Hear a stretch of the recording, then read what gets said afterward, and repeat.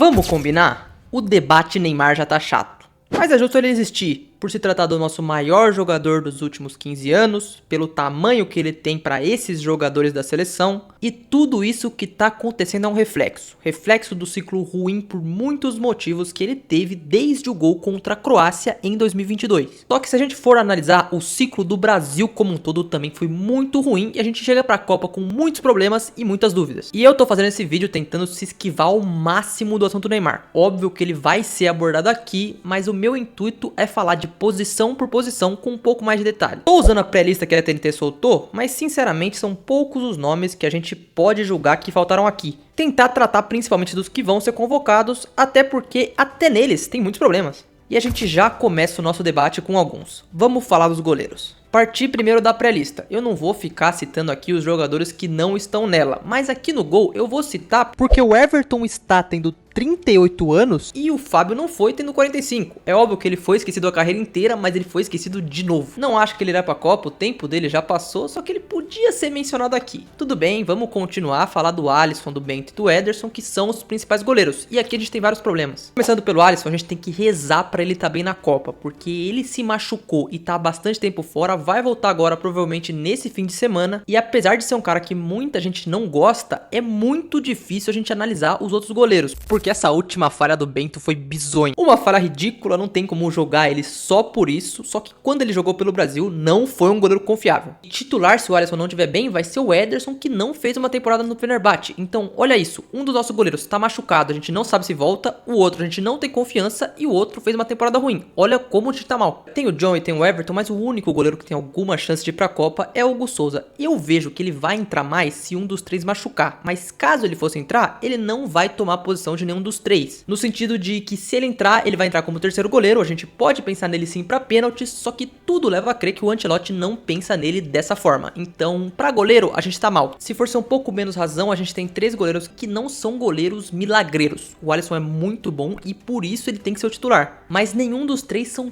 tão caracterizados por pegar pênaltis e isso é uma potencial coisa importante pra Copa, até porque pelo time que o Brasil tem, é mais difícil a gente ganhar os jogos no tempo normal. A gente pode levar jogos pra pênaltis e isso pode acontecer, tanto que a gente foi eliminado da última vez assim. E partindo para as laterais, a gente tem mais problemas. Olhando para a esquerda parece que está resolvido, mas não é tão simples assim. Vamos lá, Carlos Augusto foi incluído agora, mas está há bastante tempo sem aparecer na seleção. O Kaique Bruno foi da última vez, mas não é um cara que tem grande chance de aparecer na lista. E o único que eu vou julgar que poderia ter tido mais chance é o Luciano Juba. E é um cara que eu particularmente sou muito fã, porque o que esse cara joga no Bahia, mesmo sendo um lateral menos defensivo e mais ofensivo, é impressionante. O cara é vice-artilheiro do Brasileirão e é lateral esquerdo. Não vou falar que ele tem que ir pra Copa porque ele não foi testado. E pensando no que o Ancelotti quer, a gente tem dois laterais esquerdos que são mais defensivos. O problema é que eles não estão tão inteiros pra ser esses laterais defensivos. O Douglas Santos deve ser o titular dele, só que não é um jogador que ninguém tem tanta confiança, ninguém nem lembra e se ele passar no shopping, ele não tira foto com ninguém. Não acho que ele tenha um nível de enfrentamento tão alto, contra a França foi muito mal e é um lateral esquerdo muito básico. O Alexandre, olhando pra carreira, é um jogador com um pouco mais de condição, mas o momento dele mostra que ele não tem a intensidade tão alta. É um pouco diferente do Danilo que eu vou falar daqui a pouco, porque sim, ele joga e no time ideal do Flamengo ele é titular, só que ele às vezes tem que sair durante o jogo, tem jogo que às vezes ele é poupado, então na Copa do Mundo, que são 8 jogos seguidos, eu não acho que ele vai aguentar um jogo atrás do outro, provavelmente ele vai ser reserva, mas se ele precisar entrar, não acho que ele vai conseguir jogar direto. Na esquerda a gente tem dúvidas, só que na direita é impressionante, porque o Danilo, eu já falei aqui milhões de vezes que não é um cara que dá pra ir pra Copa do Mundo, não deveria ir pra Copa do Mundo no caso, basicamente pelo fato de que ele é reserva no Flamengo. E eu até levantei esse dado esses dias, que dos 15 jogos do Brasileirão, ele jogou 3 e só um como titular. São muito poucos minutos. Até jogou na Libertadores, mas é um cara de confiança do Ancelotti. A gente tem toda aquela história, então ele vai pra Copa do Mundo. É o único que inacreditavelmente já tá confirmado e provavelmente não vai jogar. Então a gente tem que colocar isso como uma coisa pendente lá na frente, porque o Danilo ser convocado aqui pode diminuir a vaga de um dos atacantes. Aí fora isso, olhando aqui a pré-lista, não tem muito o que dizer, porque o Paulo Henrique ele tá aí, porque o Ancelotti já convocou e provavelmente é um cara que tá no radar. titular, até fez gol na seleção, só que atualmente ele é reserva do Pulmita Rodrigues. E o outro cara, que é o Vitinho,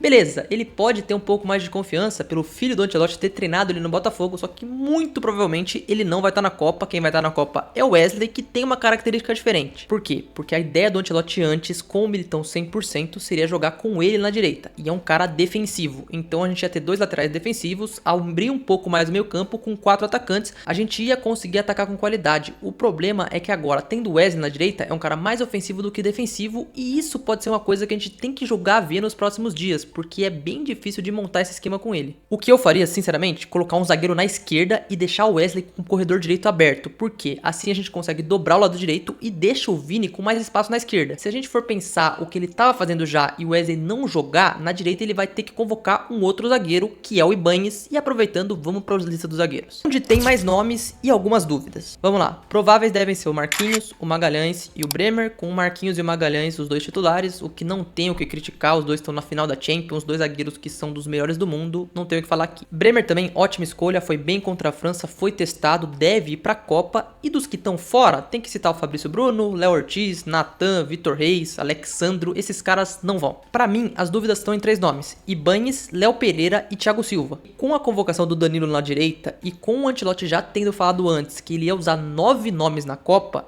é difícil de julgar quem que vai ser os 2 desses 3. Por exemplo, o Léo Pereira jogou 2 jogos como titular agora. Não acho que foi super bem, mas também não acho que foi mal. Pode ser esse cara e pode ser um cara até que seja deslocado para a esquerda caso seja necessário. Porém, eu acho muito estranho o Thiago Silva aparecer nessa lista, porque se o Ancelotti não quisesse contar com ele, ele nem colocava na pré-lista. É um cara de 41 anos, é um cara já experiente, então pode ser que o Thiago Silva seja o seguinte nome e a gente fecha com Marquinhos, Magalhães, Bremer, Ibañez e Thiago Silva. Olhando posição por posição, zagueiros é que a gente tá melhor. A gente tem os 2 titulares. Agora, convocar 9 defensores, trazer mais um zagueiro, porque o Danilo não vai jogar na direita, não faz sentido nenhum. Eu não tenho preferência se vai ser o Ibañez, o Thiago Silva ou o Léo Pereira. Por mim, eu preferia que fosse Thiago Silva e Léo Pereira, mas eu acho que ele vai levar o Ibañez, então fica na dúvida aí entre esses 2 últimos. E no meio campo? No meio campo as coisas são um pouco diferentes. De formato de jogo aqui tem menos nomes, porque pelo que o Ancelotti tem feito nas últimas convocações, ele provavelmente vai jogar com 4 na frente e só 2 no meio campo, usando esse Matheus Cunha mais como aquele cara mais móvel, junto com o João Pedro talvez, ou com outro nome que eles usam na frente. Considerando que isso pode mudar, até no próprio jogo contra a França o meio campo ficou muito exposto, Bruno Guimarães e Casemiro já vão seus titulares, o Danilo por mim também poderia ser titular, e nisso a gente já tem uma variação, porque a gente poderia jogar como o Casemiro como esse primeiro homem, com o Danilo e o Bruno Guimarães como esses 2 meio campistas, e entrando como reservas deles, pelo que o Ancelotti tem feito, vai ser o Fabinho, que praticamente foi o Casemiro que convocou, porque ele pediu ele numa entrevista que ele deu, e o André vai ser esse outro nome. Por mim, é um cara mais do próximo ciclo, nem sei o que ele fez demais pra chegar nessa lista, mas ele tá lá, e essa lista pode fechar só nesses 5 nomes. Só que a grande coisa é que ela pode aumentar para mais um, com o Paquetá. Na pré-lista fica de fora Andrés Pereira, Ederson, Sara, Gerson e Matheus Pereira, que até tem algum destaque nos seus clubes, mas que não foram propriamente testados. O Gerson sim, só que ele cagou com a carreira. E para a posição de 10 eu acho que ele vai priorizar a experiência. O Paquetá tem mais essa característica e ele pode ser também um terceiro homem de meio campo, tanto que ele até fez isso na última Copa. Mesmo assim é uma lacuna muito grande, porque camisa 10 mesmo, a gente não dá pra dizer que tem. O Paquetá vai fazer essa função se precisar, só que eu acho que nem é a melhor dele. É muito possível que durante a própria partida haja mudanças de esquema, porque não é possível que a gente vai jogar com 4 atacantes, ou nesse esquema do Matheus Cunha que eu falei. Então por isso eu acredito que vão ser 6 nomes. O Paquetá abre uma vaga a mais. A gente tem problema no meio campo? Tem, muito por essa parte da criação. Criação a gente não tem. A gente tem muito contenção e distribuição de bola, mas criação de fato, não muito. A criação vai ser deixada mais para os atacantes, que vão ser deslocados em diferentes áreas do campo, e provavelmente é a área que a gente tem mais jogador. Desculpa, o debate do Neymar é sim muito importante, é o maior debate que vai acontecer se ele não for convocado nos próximos 50 anos. Óbvio que por personalidade, por tudo que ele envolve, por ser um jogador que é querido por todos os outros, e é até um pouco de falta de personalidade dos outros também. Mas se a gente for olhar o resto do time, a gente tem mais falhas em várias áreas do campo. Nas laterais, a gente tem caras que a gente não confia. No gol, a gente não sabe quem vai ser. Ninguém tá em boa fase nesse momento, que é o importante. Copa é o momento. Para isso, eu particularmente tenho uma incerteza sobre essa distribuição desse 4-2-4. Mas enfim, vamos pro ataque, vai.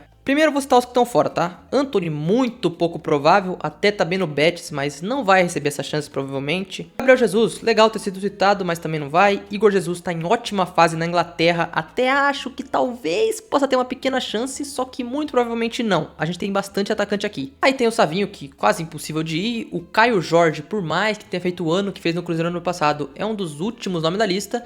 E o Samuel Lino é uma piada, né? O que ele tá fazendo aqui? Mas aí a gente entra nos que vão estar na Copa. E os que estão prováveis, que a gente já tá quase como certo, são problemas não pelos jogadores que são, mas porque o único que convence deles mesmo é talvez o Luiz Henrique e o Matheus Cunha. Porque a gente pega o Martinelli, vamos lá, nunca me convenceu na seleção e não é um cara absoluto tanto assim no Arsenal. Pro João Pedro, que não tem gol na seleção, não é um cara tão consolidado e tem muita gente que pede ele fora da Copa, não acho que vai estar, mas eu acho que é um cara que talvez poderia nem ir. O Rafinha e o Vini é aquele negócio, eles foram os melhores do mundo nas últimas temporadas, são dois jogadores excelentes, mas pelo clube. E na seleção existe uma pressão muito grande. É até uma parada um pouco de predisposição. A gente vê o Vini e o Rafinha entrando em campo e praticamente a gente já esperando o que vai dar errado, porque tá dando errado sempre. Não existe uma esperança neles, e sim uma cobrança em cima deles. E aí que entra o negócio. Quem que a gente vai convocar entre os outros prováveis que pode suprir essa esperança? No final eu vou colocar certinho quem eu acho que o Ancelotti vai levar, porque eu tô citando aqui muito rápido e talvez possa ter ficado meio confuso. Mas agora eu só vou falar os números. A gente tem 3 goleiros, 9 defensores e 6 meio-campistas até agora. Contando que no ataque a gente tem praticamente garantido Martinelli, João Pedro, Luiz Henrique, Matheus Cunha, Rafinha e Vinícius Júnior. Restam 2 vagas. O Ancelotti já disse em entrevistas que restam essas 2 vagas. E aqui que entra Neymar, Endrick, Igor Thiago, Pedro, Richarlison e Ryan. Aí que tá o problema. A gente precisa ter um 9 mais trombador. Eu queria que fosse o Pedro? Queria. Mas eu acho que ele ficou pronto um pouco tarde. E eu acho que esse nome provavelmente vai ser o Igor Thiago. Eu já tava fazendo esses cálculos há algum tempo. Eu não imaginava que o Endrick podia ficar fora. E ele realmente pode. Como isso pode mudar? Se ele não levar o Paquetá no meio. Mas aí tem outro problema. Porque como ele vai ter um time sem uma variação de um camisa 10 que pode ser um pouco mais maleável. Porque o Cunha sim joga lá, mas ele não é tão defensivo quanto o Paquetá consegue ser. O Neymar também consegue jogar de 10? Consegue, só que também é um cara que provavelmente não vai ter nenhuma função defensiva. Olha a sinuca que a gente tá. O Ancelotti tá levando pra Copa jogadores no ataque que até agora não mostraram praticamente nada pra seleção, tirando o Luiz Henrique e o Matheus Cunha. E pra mudar isso, ele vai ter que abrir mão de uma vaga no meio campo. Por isso que eu falo que a nona opção da zaga, que ele falou em entrevista que ele vai levar 9 defensores, não faz sentido nenhum, porque ele perde uma vaga aqui na frente e perde uma possibilidade de levar um jogador que pode ser diferente.